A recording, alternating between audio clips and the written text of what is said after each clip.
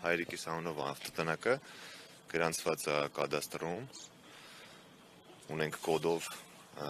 ամեն ինչ, ես վճարել եմ վերջի տարիների ընթացքում միշտ պարտաճանաչ, գույք հարկի վճար կա, սենց մի օրում եկան ասցին, որ պետք է քանդեն, երեք եկել են, ասել են ինչ հնարավոր է,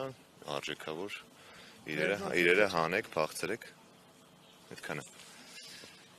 Սենց հիմա ցուխտը ծանուցում է եկի անգամ ես վերջերս, որ գրած ավտոտնակ, ասենք վճարը, 5000, երկեր։ Հայրիկս տեղ չի, ես երեք ընկերս ասեց, իմ կողքի ավտոտնակի տերը։ Խնդրեմ, ստեղ նշանակությունը բնակարան, ասենք, ստեղ բնակարան ունենք։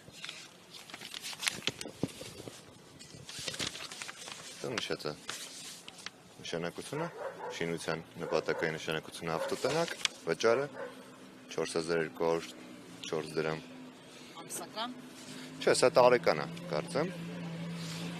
Ամեն դեպքում on-line բանկով վճարել եմ միշտ պարտաճանաչ։ Սենց 21 թվականին ասցին, որ պետք է գեոդեզիա արվի ու կադաստրում գրանցվի, ինչը որ պարտաճանաչ արել են։ Այս այդ ժամանակը ամեն ինչ եկել սաղ նկարել են, գեոդեզիան արել են, գնացել է կադաստր, մեզ կոդ է եկել կադաստրից։ Այդքան է։ Այսինքն այդ կոդի հիման վրա դուք ձեր վճարումները արել եք։ Այո, պարտաճանաչ արել ենք այդ ամբողջ բոլոր վճարումները։ Ու այս հողը ժամանակին եղել է բնակելի նշանակության, ինչ-որ պայծ փոխել են, դարձրել են հասարակական նշանակության։ Ու հիմա ասես փաստի առաջ են կանգնած։ Որ պահից են փոխել։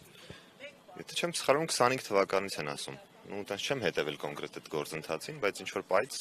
հողը փոխվել է նշանակությունը։ Իսկ պատրաստվում եք օրինական ձևով պայքարել ձեր իրավունքների համար։ Իհարկե,